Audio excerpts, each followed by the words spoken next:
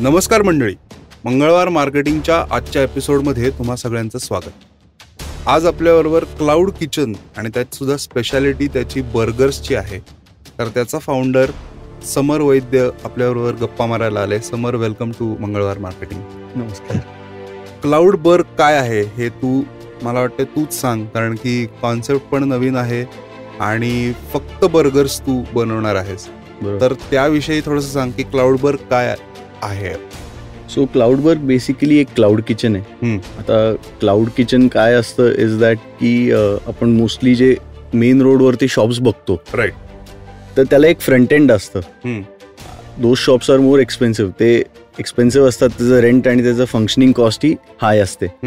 Cloud kitchen त्याच बिल्डिंगमध्ये एक मागे कुठेतरी एक स्पेस असते जिथे एक किचन सेटअप केलेली असते प्रॉपर, जी फक्त डिलिव्हरीजवरती कॉन्सन्ट्रेट करते. राईट.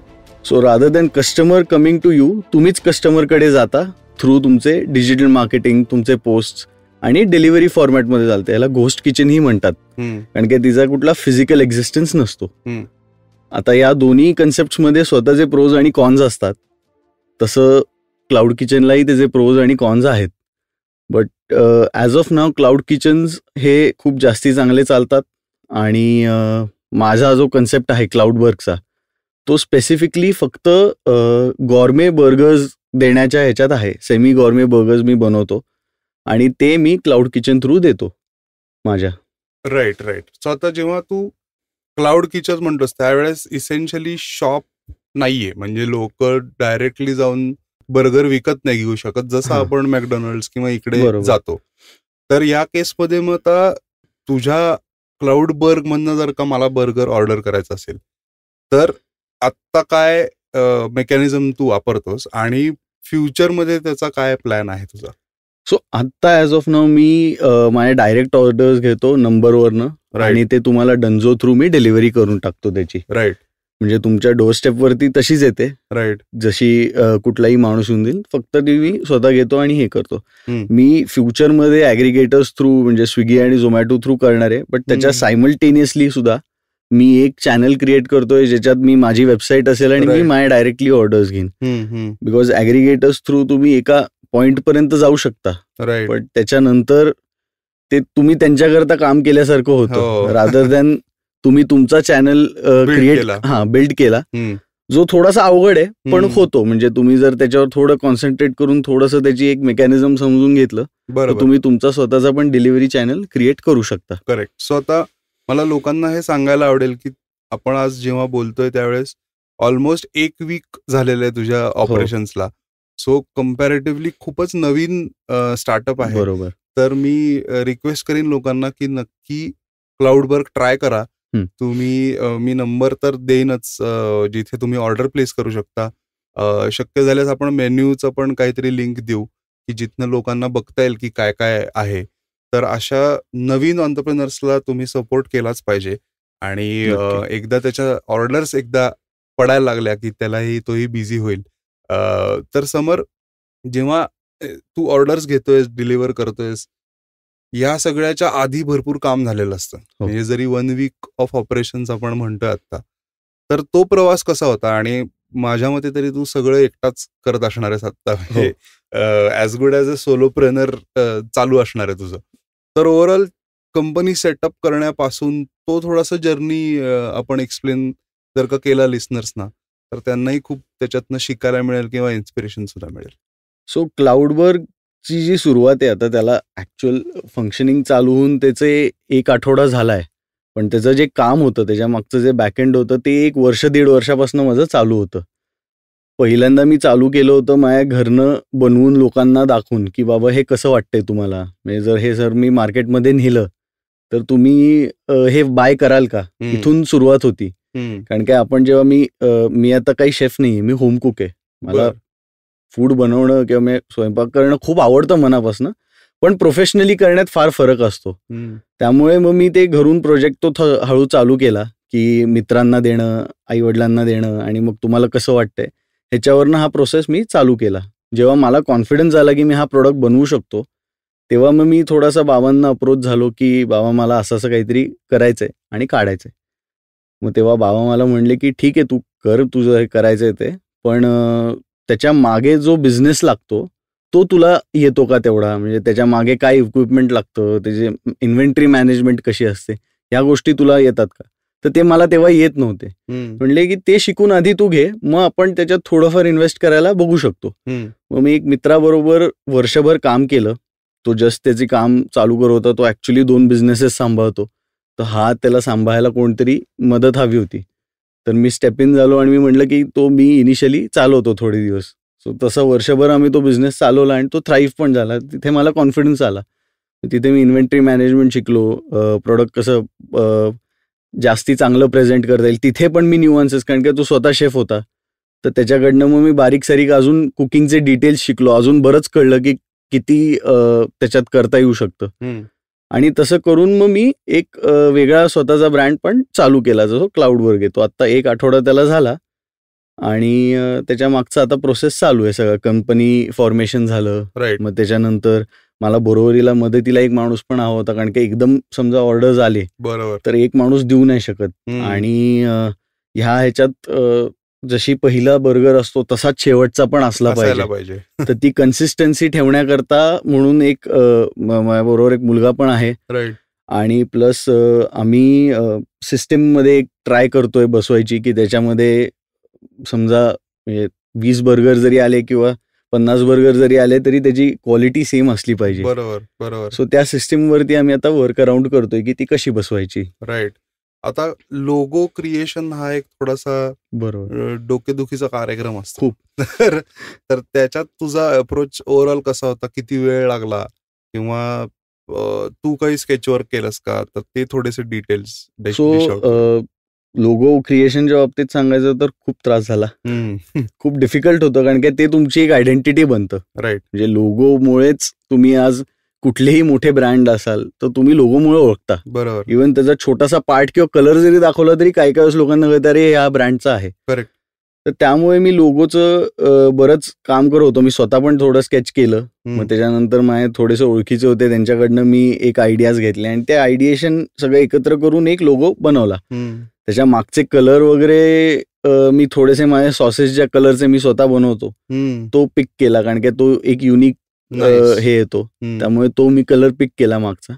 आणि एक क्लाउडबर्ग असं नॉर्मल लोगो ठळक याच्यात केलं, कारण की बर्गरचा प्रोडक्ट आहे म्हणल्यावर असं थोडंसं ठळक गोष्टी छान दिसतात. आणि त्याच्यात एक किचनचा हिंट दिला. राईट. की this is something related to kitchen. असं मी त्या लोगोमध्ये एक वाईब आणण्याचा प्रयत्न केलाय. नाही, चांगला झालाय लोगो, कारण आय थिंक यू मध्ये एक स्पॅच्युला आहे, तो बर्गर स्पॅच्युला आहे, तो फ्लिप करायचा. आणि एक ओ मध्ये आय थिंक काहीतरी आहे. हा, ओ मध्ये तो पॅन आहे आणि त्याच्यामध्ये माझी ती एक पॅटी आहे. नाईस. तसं मी तो क्रिएट केलाय. राईट. सो कारण की मी प्रश्न विचारायचं कारण तुला सांगतो की अनेक फाउंडर्स जेव्हा भेटतात त्यावेळेस त्यांचा हा एक मोठा प्रश्न असतो. त्याच्यात 2 गोष्टी होतात. एक तर वेळ खूप जातो, आणि जर का डिझायनर्स जरी हायर केले, लोगो मेकर्स ज्याला आपण म्हणतो, ऑनलाईन तर खूप आहेत सध्या, AI मुळे पण बनतो लोगो, पण जरी आपण कुठला डिझायनर हायर केला तर पैसेही बऱ्यापैकी जातात. आणि इनिशियल लेवलला आपलं ऑन्टरप्रेनर्सचं असं असतं, म्हणजे स्टार्टअप फाउंडर्सचं, की जितके पैसे कमी लागतील तितकं चांगलंच आहे आपल्याला, ते पैसे दुसरीकडे आपण वापरू शकतो. तर त्याच्यातनं हा अनुभव पण चांगला आहे लोकांसाठी, की स्वतः त्याच्यावरती मेहनत करून जर का काही आयडिएशन झालं तर एक्झिक्युशन थोडंसं सोपं पडतं. म्हणजे डिझायनरला आयडिया येते की एक्झॅक्टली तुला काय हवंय, नाहीतर टू अँड फ्रो भरपूर होत राहतं त्याच्यामध्ये. जेव्हा फायनल प्रोडक्ट आपण बघतो बर्गर, तर तो तू असेंबल करून डिलिव्हर करतेस, पण त्याच्या मागे तुझा दिवस बहुतेक खूप आधीपासून चालू होतो. म्हणजे पहिली ऑर्डर येईपर्यंत जो तुझा दिवस असतो, तर त्याविषयी सांग की तुझं सोर्सिंग कसं आहे, कुठून तू शोधलंस ह्या सगळ्या गोष्टी, कारण हे सुद्धा गणित बसणं किंवा भट्टी जमणं याला थोडासा वेळ लागतो. तर त्याच्यातले तुला आलेले अनुभव पण शेअर कर, फेलियर्स शेअर कर, म्हणजे मग लोकांना ओव्हरऑल डेप्थ कळते की अरे ह्याच्या मागे किती कष्ट असतात. बरोबर. तर ऍक्च्युली हे जे सगळे माझे सोर्सेस असतात, म्हणजे माझे जे वेंडर्स मी म्हणतो, ते ॲज ऑफ नाव जे माझे हे लोकल वेंडर्स असतात, म्हणजे जे लोकल भाजीवाले वगैरे असतात, ते मला माझे सॅलड्स आणि हे सगळं देतात. फॉर लेटेस एक मी लोलो रोसो नावाचं लेटेस वापरतो. त्याच्यासाठी मी ऍक्च्युली ही जे डिलिव्हरी करतात प्रीमियम स्टोअर्समध्ये लेटेस, त्यांची एक गाडी पकडली आणि त्यांना मी म्हटलं की तुम्ही ह्यांना देता तर तुम्ही मला देऊ शकाल का ते, कारण काय मला ह्यांच्याकडनं घेणं इज मोर एक्सपेन्सिव्ह, तुमच्याकडनं मी डायरेक्टली घेतो. बरोबर. मग त्यांनी म्हणलं की तू काय क्वांटिटीमध्ये घेशील. म्हणलं माझं आत्ता तर सुरुवात आहे, मी एखाद दुसरा बंच घेईन. पण त्यांनी मग मला म्हणलं की ठीक आहे, तुमचं नवीन आहे म्हणल्यावर आम्ही पण तुम्हाला देतो, सपोर्ट करतो. त्यामुळे त्या वेंडर्सनी पण आम्हाला ते छोट्या क्वांटिटीत पण देतात at a very reasonable cost. तर ते खूप चांगलं झालं. त्याच्यानंतर मी आपले हे वेंकीज वगैरे असतात त्यांच्याकडनं मी माझं मीट सोर्स करतो. हायजिनिकली हे असतात, थोडंसं ते मार्केटपेक्षा एक्सपेन्सिव्ह मिळतं, बट मला माहिती आहे की त्याच्या मागे काय हे जातं, कारण की माझ्या आजोबांची स्वतःचं एक पोल्ट्री फार्म होतं जे वेंकीज थ्रू होतं. सो मला माहिती आहे की ते कसं त्यांचा प्रोडक्ट हे करतात, त्यामुळे मी तिकडनं ते सोर्स करतो. बाकी तर सगळं मी स्वतःच बनवतो. माझं पॅटीस, सॉसेस मी सगळं स्वतः बनवतो. त्यामुळे तो एक पार्ट हे झालेलं आहे. तर माझ्या दिवसाची सुरुवात तशी सकाळी उठल्यावर मी पहिले माझे व्हेज पॅटीस बनवतो घरीच. त्या व्हेज पॅटीस बनवून त्याला 1-2 तासाचा प्रोसेस असतो. तो बनवून मी शॉपवरती आणतो. मग शॉपवरती सगळं माझं नॉनव्हेजचं जे काय असतं ते प्रेप होतो. सो माझं व्हेजचा प्रेप घरी होतो माझ्या, आणि नॉनव्हेजचा प्रेप माझ्या क्लाउड किचन मध्ये होतो. असं करून पूर्ण दुकान 11च्या आत आम्ही सेटअप करून ठेवतो आणि 11ला आम्ही चालू करतो. ते आम्ही 10 ते 11 वाजेपर्यंत चालवतो. आणि मग त्याच्यानंतर मग घरी गेल्यावर सुद्धा बारीक सारीक कामं असतात, म्हणजे जशी की कंपनीची झाली की आज काय काय आले, सगळे काही ट्रान्झॅक्शन झालेत का, मग ते ट्रान्झॅक्शन करंट अकाउंटमध्ये गेलेत का, या सगळ्या गोष्टी बघून मग एक दिवस संपतो तो. मीनवाईल चालू असतं, मार्केटिंग चालू असतं. मी बऱ्याच वेगवेगळ्या एंटरप्रेनर्सना पण भेटतो, त्यांच्याकडनं इन्साइट्स घेतो, क्लॅरिटी घेतो, कारण काय मी ह्याच्यात नवीन आहे. पण जे एक्सपिरियन्स्ड लोक आहेत ते काही काही वेळेस जे सांगतात त्याच्यानी थोडीशी परत क्लॅरिटी येते, कारण काय खूप वेळा असं होतं की त्या प्रोसेसमध्ये जाताना की अरे आता काय करू कळत नाही. सो त्याच्या थ्रू हेल्प व्हायला खूप मदत होते, कारण की ते त्या गोष्टी थ्रू गेलेले असतात. बरोबर. तर अमेझिंग जर्नी असते ती त्या बाबतीत. राईट. सो असं कुठलं इन्सिडेंट्स तुला आठवतोय किंवा सांगता येईल का की जिथे तू असं थोडासा गडबड होत होती किंवा तुला कळत नव्हतं की ब्लॉक झालेला आणि मग कोणाशी तरी बोलल्यामुळे तो सॉल्व्ह झाला? म्हणजे खरं सांगायचं तर हा ऍक्च्युली व्हेंचर चालू करतानाच खूप मला एक हे झालं होतं, कारण की मी आधी जॉब करायचो आणि जॉब नंतर पॅशन आहे, पण त्याच्यात जायला सुद्धा थोडंसं एक हे लागतं की अरे कसं होईल, काय होईल. तेव्हा मला एक थोडंसं हे मनाला भीती होती. मला कॉन्फिडन्स होता मी करू शकीन, पण ती ऍक्च्युअल इनिशियल स्टेप घेणं, म्हणजे ती आयडिया आणि त्या आयडियावर काम करणं, ह्याच्यात थोडंसं मला डिफिकल्टी जात होती. मग माझ्या मित्रांनी आणि माझ्या घरच्यांनी थोडंसं सपोर्ट केलं आणि तेव्हा ते म्हणले की तू चालू तर कर. म्हणजे तू चालू कर. मी तेव्हा ऍटच थोडा पुढचा विचार करत होतो की हे काय होईल, ते काय होईल, पण ऍट सम मोमेंट फक्त समोर काय दिसतंय ते तुम्ही ऍक्ट करायला लागतं. ते म्हणले की तू चालू तर कर, त्याच्यावर काम करायला लाग, तुला ऑटोमॅटिक तो मार्ग दिसायला लागेल मग काय करायचं. करेक्ट. आणि खरंच असं झालं की ज्या दिवशी मी विचार केला की आपण हे करूया, मी माझा जॉब सोडला आणि मी इथेच बसलो होतो, तेव्हा माझा तो मित्र आला. तो म्हणला की अरे मी असं चालू करतोय. त्याच दिवशी मी म्हणलं की मी तुझ्याकडे येतो. क्या बात आहे. तो त्याच दिवसापासून थोडासा मार्ग दिसायला लागला आणि याच्यावरती कसं काम करायचं ते दिसायला लागलं. मग थोडी क्लॅरिटी यायला लागली. करेक्ट. मे बी हा रस्ता असा असू शकतो. बरोबर. आता जेव्हा स्केलअपचा आपण विचार करतो, म्हणजे आता एक एक्झाम्पलसाठी आपण काही नंबर्स घेऊ की मे बी महिन्यात तू एक 200-300 बर्गर्स जर का बनवत असशील, तर इसेन्शियली ते ब्रेकडाऊन होताना 50-60 बर्गर पर डे असं जरी असलं ऑन अन ॲव्हरेज आपण पकडलं, पण जेव्हा याची स्केल 200 बर्गर्स किंवा 500 बर्गर्स पर डे अशी जेव्हा होते, तर याच्यासाठी बऱ्याचशा गोष्टी ऑटोमेट कराव्या लागतील किंवा काही इक्विपमेंट्स घ्यावे लागतील. तर या दृष्टीने तुझं ओव्हरऑल प्लॅनिंग कसं चालू असतं डोक्यात? कारण म्हणजे ऑन्टरप्रेनर्सचं हे नेहमी असतं की थोडा आपण पुढचा पण विचार करून ठेवतो किंवा बॅक ऑफ द माइंड ते चालू असतं. जरी बर्गर तू फ्लिप करत असशील तरी तुझ्या डोक्यात असेल की अरे अजून 50 आले समजा तर आपल्याला काय करता येईल. तर त्याचं प्लॅनिंग कसं ओव्हरऑल आहे तुझ्या डोक्यात, किंवा तुला ऑडियन्स कडनं काही हेल्प एक्सपेक्टेड आहे का? म्हणजे कोणाचे इनपुट्स असतील तर ते ग्रेटच असतात, कारण की मी कायम इनपुट्सना ओपन असतो. राईट. आणि आजपर्यंत जे काय झालंय ते थोडासा माझं नॉलेज आणि लोकांच्या इनपुट्सनीच आलेलं आहे. राईट. आत्ता तरी मी जेव्हा हे चालू करत होतो तेव्हा मला इक्विपमेंट्स माहित नव्हते कसे हे करायचे. जेव्हा मला हे इक्विपमेंट्स कळले तेव्हा मला असं एक जाणवलं होतं की एका सर्टन लेवलला तुम्हाला जर म्हणजे बिझनेस करायचाच आहे तर तुम्हाला सर्टन इक्विपमेंट्स लागतात. ऍट दॅट पॉइंट जे इक्विपमेंट्स असतात जे काय नवीन असतात. बरोबर. तर मी बेसिक सगळे इक्विपमेंट घेतले, त्याच्यामुळे आता माझी जी असेंब्ली सिस्टीम आहे किंवा जे काय आहे ते खूप इझी झालंय. पुढे जाऊन जेव्हा अजून स्केल होईल तेव्हा अजून थोडेसे वेगवेगळे इक्विपमेंट्स येतात ह्या सेक्टरमध्ये. बरोबर. तर तेही ऍड करायची हे आहे. म्हणजे आता जसे आम्ही बन टोस्ट करतो त्याला एक पॅन असतो ज्याच्यावर मी मोठा पॅन आहे त्याच्यावर आम्ही बन टोस्ट करतो. राईट. पण मोठ्या मोठ्या कंपनीजमध्ये बघितलं तर एक व्हर्टिकल असा हे असतो ज्यात ते ठेवून देतात आणि तो टोस्ट होतो. सो स्केलअप करताना मग त्या गोष्टी खूप, आणि ह्या गोष्टींच्यात सिस्टीम खूप महत्वाची असते की तुम्ही कुठल्या पद्धतीने मूव्ह करता. तुमचे म्हणजे तुम्हाला जर 50 आले किंवा 100 जरी आले तरी तुम्हाला ते देता आले पाहिजेत. राईट. तर ते एका सिस्टीम थ्रू जर तुम्ही काम केलं तर त्याला एक मदत मिळते, कारण काय लोक फेल होऊ शकतात, सिस्टीम नाही होत शक्यतो नाही होत. बरोबर. तर सिस्टीम मध्येच ते बसवायचं, प्लस नवीन इक्विपमेंट पण इन्कॉर्पोरेट करावंच लागतं ऍट सम पॉइंट, कारण काय काही झालं तरी 1-2-4 वर्षांनंतर हे जे इक्विपमेंट आहे ते जुनं होतं. नवीन इक्विपमेंट तुम्हाला घ्यावं लागतं टू स्केल. आणि क्लाउड किचन किंवा कुठलीही kitchen is a very limited space.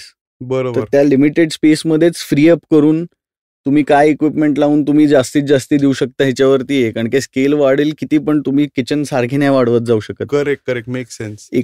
एका ह्याच्यातच तुम्ही कसं, मग तुमचं प्लेसमेंट कसं आहे तुमचं फ्रीज वगैरेचं, की तुम्ही इथनं घेताय, इथे ठेवताय, इथे ग्रिल करताय, इथे असेंबल करताय, इथे देताय. अशा मुवमेंटमध्येच ते झालं पाहिजे. कुठली अदर दॅन दॅट मुवमेंट झाली की तो माणूस एकमेकांना आपटतो, काहीतरी मिसहॅप होतं. राईट. सो एका वन डिरेक्शनल मुवमेंटच पाहिजे. शुअर. असं काहीतरी बर्गर मधल्या इन्ग्रेडियंट्सचा सुद्धा एक सिक्वेन्स असेल. हो बरोबर. त्याच्यामुळे लागलेला की सर्टन गोष्टी टाकल्यानंतरच त्याच्यावरती पॅटी आली पाहिजे. कारण काय कसं होतं ना की कधी कधी आपण बर्गर खाल्ला की तो मोस्ट ऑफ द टाइम सटकतो. हो बरोबर. खूपच जास्ती मेसी असेल तर त्याची एक पद्धत असते की एक ड्राय इन्ग्रेडियंट, एक वेट इन्ग्रेडियंट, एक ड्राय, एक वेट, त्यामुळे तो सटकत नाही. त्याला सुद्धा एक तो प्रोडक्ट वाटतो इतका सोपा, पण त्याच्या मागे पण एक बरंच सायन्स आहे की त्याला कसं असेंबल केलं पाहिजे. राईट. त्यामुळे तो सरकत नाही. मग त्याला पॅकिंग एक असतं वेगळ्या प्रकारचं, जे मॅकडॉनल्ड्स मध्ये वगैरे मिळतं. हो. तुम्ही ते पॅकिंग मधनं नीट खाल्लं आणि विशेषतः बर्गर उलटा खातात, म्हणजे त्याचा जो बनवाला पार्ट असतो तो खाली करायचा असतो. राईट. त्याचे सॉसेज जे असतात ते खाली काउंटर व्हायला लागतात, त्यामुळे मग ते सटकत नाही. राईट. सो ह्या एक पद्धती असतात त्या प्रॉडक्टमध्ये, त्या थोड्याशा फॉलो कराव्या लागतात. आता पॅकिंगचा विषय जर का बघितला तर आता तू काय मेकॅनिझम किंवा काय पॅकिंगचं मटेरियल तयार केलंयस, किंवा ओव्हरऑल कसं पॅक होऊन जातो बर्गर? सो बेसिकली जेव्हा तुमच्याकडे क्लाउड किचन असते तेव्हा तुमच्याकडे काही फिजिकली दाखवायला नसतं तुमचा प्रीमियमनेस, तर ते तुम्हाला पॅकेजिंग थ्रू दाखवायला लागतं. ऍज ऑफ नाव मी स्टँडर्ड क्लॅम्पशेल बॉक्सेस असतात बर्गरचे, ज्याच्या आतमध्ये 2 होल्स असतात ज्याच्याने स्टीम सगळा निघून जातो. बरोबर. म्हणजे त्याला ओला राहत नाही बर्गर. तर त्या टाईपचं पॅकिंग मी करतो. त्याच्या आत रॅपिंग होतं आणि ते त्याच्यात पॅक होतं. हेच फ्राईजसाठी आणि जे माझे इतर स्नॅक आयटम्स आहेत त्याच्यासाठी वेगवेगळे बॉक्सेस आहेत. करेक्ट. ज्याच्यात मग तुम्ही साईडला डिप ठेवू शकता. आणि एक बॅग असते इको फ्रेंडली बॅग, त्यात ते स्टफ होऊन ते परफेक्ट त्या ह्याच्यातच बसतं, त्यामुळे जरी काही लिक्विड असेल तरी ते हलून सांडत नाही. बरोबर. तर त्या प्रकारचं. येस. आता मेन्यू मध्ये तुझ्या ओव्हरऑल काय काय आयटम्स आहेत, दॅट इज पार्ट ए. आणि पार्ट बी तू काय सांगशील लोकांना की these are the must to try burgers from your place? आता मी माझ्या मेन्यूमध्ये माझे 4 बर्गर्स आहेत इंट्रोडक्टरी. ओके. मी म्हणजे माझ्याकडे भरपूर आयडियाज आहेत, पण मी 4 आत्ता ठेवलेत. बिकॉज जास्ती इन्व्हेंटरी वाढवून अर्थ नसतो, कारण की इन्व्हेंटरी जेवढी वाढेल तेवढा प्रोडक्ट कॉम्प्लिकेटेड होतो. बरोबर. सो माझे 2 व्हेज आणि 2 नॉनव्हेज बर्गर्स आहेत. त्यातला माझा पहिला जो एक स्मॅश चिकन बर्गर आहे तो बऱ्याच लोकांना आवडतो, आणि माझा व्हेज पण खूप लोकांना आता आवडतोय. माझा फोर्टे ऍक्च्युली मला वाटत होतं की नॉनव्हेज आहे, पण व्हेज बर्गर्स ही माझे लोकांना खूप आवडतात.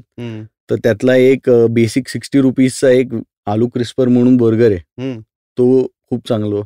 आणि तसं म्हणलं तर माझ्याकडे विंग्स मिळतात, चिकन विंग्स आहेत आणि फ्राईज आहेत. त्या दोन्ही गोष्टीही खूप चांगल्या आहेत.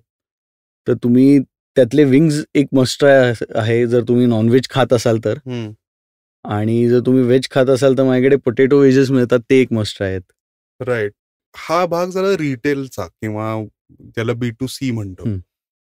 तर क्लाउडबर्ग थ्रू कॉर्पोरेट ऑर्डर्स किंवा काय म्हणतात त्याला बाकी QSR जॉईंट्स असतील त्यांना ऑर्डर्स, तर हे पण तुझ्या डोक्यात आहे का from a sales point of view? हो, B2B पण मला डोक्यात आहे. कारण काय बर्गर एक असा प्रोडक्ट आहे की जो ऑफिसेसमध्ये फार चांगला फिट होतो. राईट. कारण काय तुम्हाला कधी कधी मला तरी माझ्या ऑफिसमध्ये अर्धा तास ब्रेक असायचा. तर मला पटकन काहीतरी खाता आलं, भाजी पोळी खाणं इज अ लॉंग टास्क. तर ते पटकन खाल्लं, कामाला बसलं, तर त्याच्यासाठी खूप चांगलं आहे. सो मी ऑफिसमध्ये पण प्रमोशन्स करणार यायचे. इव्हेंच्युअली बरेच प्लॅन आहेत ह्या मॉडेलला थोडंसं हे करायचे, एक्सपांड करायचे. बरोबर. तर ते पण ह्याच्यात चांगलं होतं. आणि इसेन्शियली प्रोडक्ट फार लवकर बनतो, त्यामुळे तुम्हाला पण यायला तुमच्याकडे वेळ नाही लागत. तुमचं ऑफिस जवळ असेल तर एक 10 मिनिटाच्या आत तुमचा बर्गर येतो, 5-6 मिनिटाच्या आत खाऊन होतो तो. आणि प्लस हँडी असतो, तुम्ही तिकडेच हात वगैरे पुसून धुवून की तुम्ही लगेच कामाला बसू शकता. तुम्हाला करेक्ट. स्वतः तुझं आहे पुण्यामध्ये नळस्टॉपच्या जवळ किंवा आपण असं म्हणू कर्नाटक हायस्कूलच्या जवळ तुझं क्लाउड किचन आहे. आणि आजूबाजूला भरपूर कंपनीज आहेत, म्हणजे प्रभात रोड, भांडारकर रोड, कर्वेनगर, कोथरूड सुद्धा फॉर दॅट मॅटर, कारण ते कम्पॅरेटिव्हली जवळ आहे. तर लिस्नर्स जर तुम्ही या भागात असाल आणि काम करत असाल तिथे किंवा तिथे राहत असाल तर नक्की समरकडनं तुम्ही क्लाउडबर्गकडनं रादर बर्गर्स ऑर्डर करा. स्टार्टअप जेव्हा जर्नी चालू झाला, तू 2-3 मुद्दे मला थोडेसे हायलाईट करावेसे वाटतात. की तू एक म्हणालास की तू होम शेफ आहेस. सो ती एक खूप इंटरेस्टिंग गोष्ट वाटली मला. मी होम शेफ नाहीये. राईट, होम शेफ नाहीच आहेस, होम कुक आहेस. तर जेव्हा असा विचार जेव्हा येतो मनामध्ये, अनेक कारण आता लोक असे असतील की ज्यांनी फॉर्मल ट्रेनिंग घेतलेलं नाहीये, हॉटेल मॅनेजमेंटचा कोर्स नाही झालेला, तर अशा लोकांना सुद्धा बिझनेस करता येऊ शकतो, हे या एक्झाम्पल मधनं दिसतंय. आणि ते फार इंटरेस्टिंग आहे की तिथे मला आवड आहे तर मी करून पाहतो. आणि दुसरी मला एक गोष्ट खूप चांगली वाटली की भरपूर टास्क ज्या आहेत स्टार्टअपच्या, तर ह्याच्यात तू स्वतः इन्व्हॉल्व्ह होऊन काम करतोयस. एक ट्रेंड असा दिसतो की बऱ्याचदा ना पहिल्या 2-3 आठवड्यातच भरपूर सारं हायरिंग केलं जातं. बरोबर. म्हणजे मग सोशल मीडिया बाबा एक एजन्सी हायर कर, 2-3 लोक स्टाफ म्हणून ठेव, घरी सुद्धा बनवायच्या ऐवजी अनेक गोष्टी पॅटी विकत घे, अशा गोष्टी केल्या जातात. तर हे सगळे पिटफॉल्स तुझ्यासमोरही असतील. बरोबर. पण मग हे अवॉइड करायचं कसं ठरवलंस? बेसिकली मला त्या प्रोडक्टवरती फार हे की मला तो माझा एक युनिकनेस त्याच्यात द्यायचा होता. सो बाहेरनं पॅटी घेऊन देणं is a very easy way out, कारण काय मग ते कोणीही करू शकतं. बरोबर. आता प्रोडक्ट बर्गर ॲज सच असा काही युनिक प्रोडक्ट नाही की तुम्हाला कोणी विचारलं की अरे तू काय वेगळं देतोस रादर दॅन दुसरा कुठलाही वेंडर.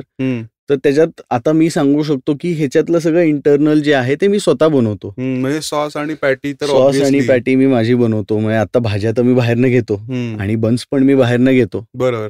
कारण काय ते एका स्केल नंतर इझी होतं. म्हणजे बिझनेस पर्स्पेक्टिव्हनी बघायचं तर ते थोडंसं बाहेरनं घेणं सोपं असतं रादर दॅन स्वतः बनवणं. बरोबर. कारण काय मग त्याच्यात जो डाऊन टाईम असतो बेकरीला खूप वेळ लागतो मागे. म्हणजे मला बेकरी येते, मी थोडासा बेकरी शिकलोय. बरोबर. पण त्याच्यात जो वेळ असतो तो रादर दॅन मी माझा बिझनेस ग्रो करण्यात घालवीन. कारण काय मी मार्केटिंग सुद्धा करतो ह्याचं. सोशल मीडिया पण आता थोडं हँडल करायला लागलोय. मला सोशल मीडियाचाही एवढा एक्सपिरियन्स नव्हता. मी सोशल मीडियावरती ऍक्टिव्ह नव्हतो, पण आता तेही शिकायला लागलोय. तर सगळ्यात गोष्टीत शिकावं लागतं ते. काही असो, मग ते पॅटी मेकिंग असो किंवा सॉसेस बनवणं असो किंवा सोशल मीडिया असो, सगळं इनिशियली शिकावं लागतं. आणि एकदा शिकलं की मग त्याच्यावरती काम करत राहायचं. तुम्ही ते करू शकता. राईट. आणि कुठलाही होम कुक जर घरी असेल आणि त्यांना असं वाटत असेल की त्यांचा हा प्रोडक्ट खूप चांगला आहे, तर ते ऍक्च्युली त्यांच्या घरनं हा प्रोडक्ट चालू करू शकतात. रादर दॅन काहीतरी म्हणजे मोठं ह्याच्यापेक्षा ते त्याला न सेटबॅक घेता ते चालू करू शकतात. सुरुवात तरी होऊ शकते आणि मग त्याच्यातनं काही अमेझिंग गोष्टी निघून येतील ते आपल्याला नाही माहिती. जसं खूपच छान जर्नी असते ती. अमेझिंग. आता फूड मध्ये ट्रायल्स हा एक भाग असतो. हो. तर हे जे 4 बर्गर्स तू सांगितले त्याच्या आधी भरपूर ट्रायल्स झाले असतील. भरपूर ट्रायल्स. तर त्याच्याविषयी सांग की तिथे, आणि मग जेव्हा ट्रायल्स सक्सेसफुल होतात किंवा एक पॅटर्न लक्षात येतो, तर त्याचं मग डॉक्युमेंटेशन तू कसं केलेलं आहेस आणि मग ते आत्ता फॉलो डेफिनेटली तू करत असशील आणि त्याचा फायदा किती झाला त्या डॉक्युमेंटेशनचा? कारण बरेच एंटरप्रेन्योर्स डॉक्युमेंट करायला विसरतात. सो मी जेव्हा ही जागा घेतली रेंटवरती आणि मी सगळं इक्विपमेंट माझं आलं, त्यानंतर मी टेस्टिंग, म्हणजे त्याच्या आधी मी टेस्टिंग करायचो ते घरी होतं. बरोबर. वेगळा सिनारिओ होता तो. इथे मी जेव्हा लोकांना बोलवलं जे थोडेसे फूड बॅकग्राऊंड मध्ये आहेत, बरोबर, की जे लोक 4 जागी खातात, त्यांना माहितीये मार्केटमध्ये काय मिळतं, त्यांना मी बोलवून माझं पहिलं टेस्टिंग केलं. It was an absolute failure. तिथे आय मेस्ड अप एव्हरीथिंग. म्हणजे बरेच गोष्टी चुकीच्या गेल्या आणि मग माझा प्लॅन होता की एका आठवड्यात चालू करायचं. आणि तेव्हा ऍक्च्युली माझं रेंटही चालू झालं होतं, बिकॉज सेटअप झाला होता आणि शॉप चालू होणार होतं. तेव्हा खूप जास्ती भीती वाटली, कारण की मला असं वाटलं की अरे आपली तयारीच नाहीये. पण मग त्यांनी जे फीडबॅक्स दिले ते मी लिहून घेतले तिथे. अत्यंत वाईट वाटत होतं ऍट दॅट मोमेंट. पण मग ते फीडबॅक्स एक एक करून मी जे कन्स्ट्रक्टिव्ह क्रिटिसिझम्स होते त्यातले ते सगळे मी अप्लाय केले. त्या सगळ्यावरती, त्या प्रोडक्टवरती काम केलं. आणि दुसरं आणि तिसरं टेस्टिंग हे जेव्हा मी केलं तेव्हा प्रोडक्टमध्ये खूप सिग्निफिकंटली डिफरन्स दिसला. राईट. आणि तेव्हा त्याच लोकांनी म्हणलं की अरे नाही हे खूपच चांगलं आहे. तेव्हा मग मला थोडासा कॉन्फिडन्स आला, कारण काय होतं असं खूप वेळा होतं की आपण एक विजन घेऊन जातो आणि ती सक्सेसफुल नाही होत. बरोबर. तेव्हा माझी तयारी पण फुल नव्हती झाली. मी पण नवीन होतो एकदम. कुठून तरी काम करणं आणि स्वतःच्या ह्याच्यावर करणं हे खूप वेगळा इफेक्ट होतो. तो एक खूप मोठा फेलियर झाला. पण त्याच्यातनं मी थोडेसे पॉइंट्स लिहिले, काय हवंय काय नकोय, कुठलं बरोबर आहे, काय कशात चेंजेस केले पाहिजेत, तसे मी अकॉर्डिंगली चेंजेस केले. बरोबर. आणि नंतर तो प्रोडक्ट चांगला झाला. आता प्रोडक्ट मी असं नाही म्हणू शकत कुठलाही कधी 100% असतो. तो इव्हेंच्युअली अपग्रेड होतच जातो. ते काही ना काहीतरी अपग्रेड करण्यासारखं असतंच. तसा तो इव्हॉल्व्ह होईल. बरोबर. पण आत्ता जो बेस आहे तो it is ready to give असा तो झाला. म्हणजे तो सेल करण्यासाठी परफेक्ट निघाला. राईट. स्वतः ह्या फीडबॅक मधले तुला काही आठवत आहेत का, जे तू लिहून घेत होतास आणि तुला असं बोर होत होतं लिहिताना? नाही, मला बोर नव्हतं होत. मला भीती वाटत होती. मला हे झालं होतं की अरे हे पहिला होता की एका आठवड्यात चालू नको करूस. फीडबॅक थोडा वेळ घे, थोडा वेळ घे. Give your product some time आणि मग चालू कर. कारण काय तू चालू करशील आणि लोकांना नाही आवडलं आणि लोकांकडनं चुकीचा फीडबॅक यायला लागला तर ते तुला तुझ्या मेंटल हेल्थवरती थोडंसं इफेक्ट आणेल. राईट. तर तो एक फीडबॅक पहिला होता. दुसरी गोष्ट म्हणजे त्याच्या प्रेझेंटेशनवरती आणि ऍक्च्युअल फायनल प्रोडक्ट जसा लोकांना गेला पाहिजे तसाच गेला पाहिजे, त्याच्यावरती फीडबॅक्स होते. तर त्याच्यावर मी काम केलं जरा.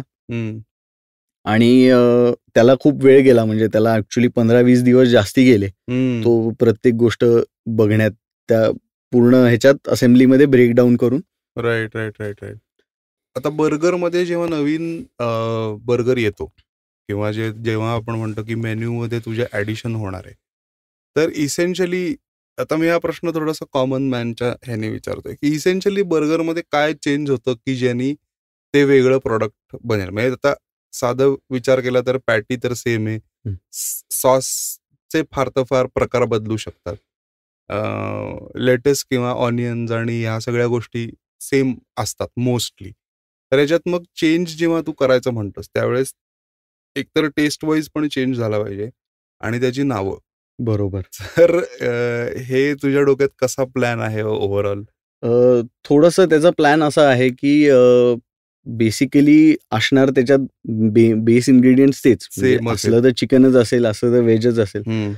पण तसं तुम्ही आता बघितलं तर अराउंड द वर्ल्ड काय आपण महाराष्ट्रात किंवा पुण्यातच बघितलं, प्रत्येक घरात वेगळं खाणं बनतं, प्रत्येक स्टेटमध्ये वेगळं खाणं बनतं. राईट. तर आपल्याकडे फूडमध्ये इन्स्पिरेशन्सच इतकेत की तुम्ही परम्युटेशन्स आणि कॉम्बिनेशन करून अनलिमिटेड गोष्टी क्रिएट करू शकतात. तुम्ही जर वर्ल्ड क्विझिन मध्ये बघितलं तर त्याच्यात काही गोष्टी असतात जे भारतात अजून मिळत नाहीयेत, ते तुम्ही ते इंट्रोड्यूस करू शकता. बरोबर. सेम इन्ग्रेडियंट्स बरोबरच वेगळे मसाले लावून वेगळ्या पद्धतीने ते बनवून. राईट. जसं आता इंडियामध्येच तुम्ही गेलात तर इंडियामध्येच कितीतरी प्रकार आहेत. दिल्लीमध्ये वेगळं खाणं मिळतं, दिल्लीमधले कबाब्स वेगळे असतात. बरोबर.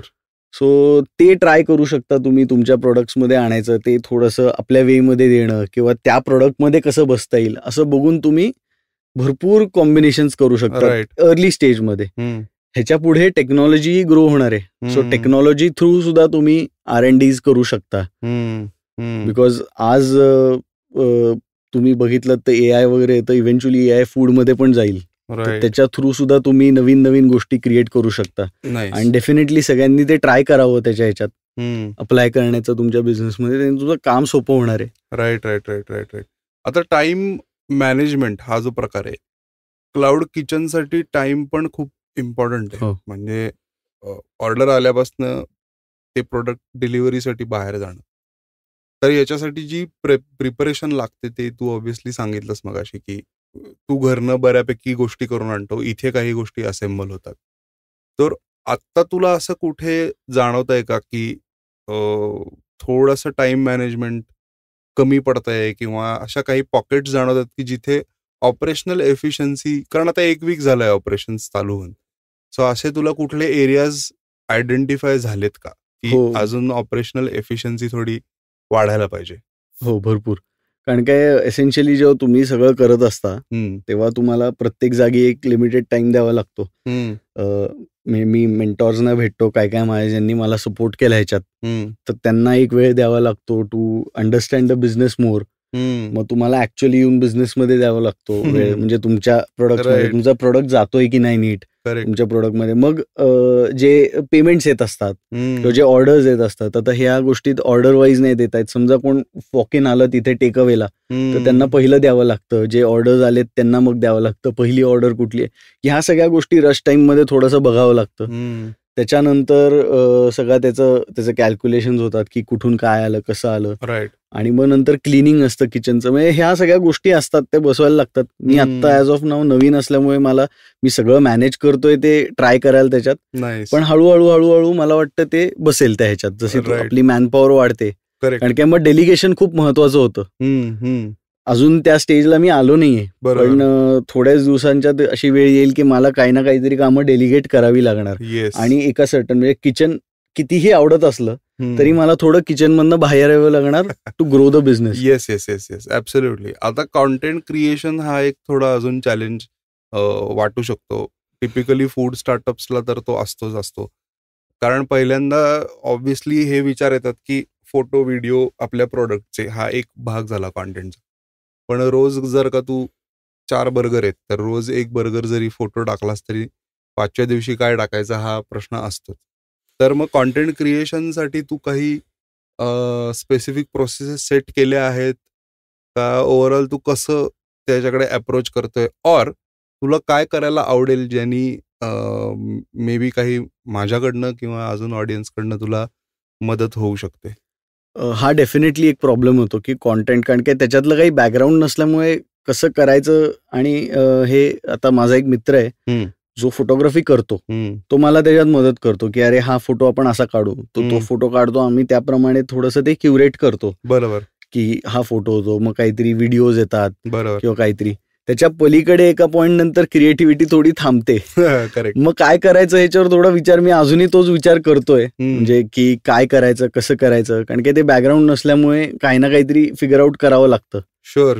मला एक सहज आयडिया सुचली की जेव्हा तुझा बर्गर डिलिव्हरीसाठी जातोय, अगेन थोडे ऍडिशनल टास्क आहे, पण तिथे एक हँड रिटन नोट तू लोकांना पाठव, ज्याच्यात त्यांना सांग की तुम्ही फोटो काढा छान आणि तो आम्हाला टॅग करा. कारण युजर जनरेटेड कॉन्टेंट तुला जर का मिळालं की ऑफिसमध्ये आहे बर्गर, किंवा मी रस्त्यावरती समजा खातोय, 2 मित्र भेटलोय आणि वी गेट द बर्गर्स, किंवा माझ्या ऑफिसमध्ये मी खातोय, अशा कुठल्या वेगवेगळ्या सिनारिओमध्ये जर का तुला बर्गरचे फोटो मिळाले, अर्धा खाल्लेला टेबलवर आहे, जस्ट पॅकिंग आलंय, अनबॉक्सिंग, या सगळ्या गोष्टी जर का लोकांनी पाठवल्या, तर तुझं कॉन्टेंटचा भार थोडासा हलका होईल.